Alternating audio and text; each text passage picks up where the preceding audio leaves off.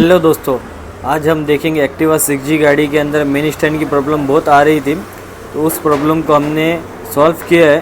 तो video and तक देखना कि आपको ये प्रॉब्लम सॉल्व करने का तरीका मालूम पड़ सके।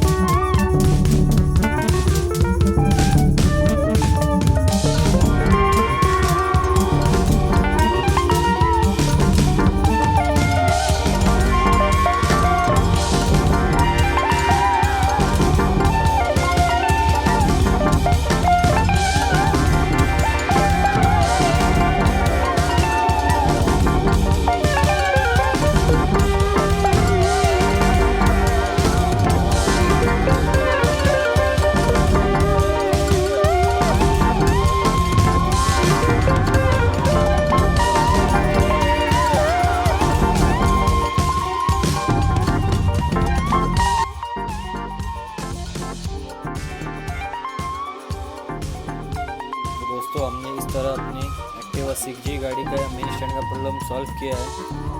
तो आई होप आपको ये वीडियो हमारा पसंद आया हो।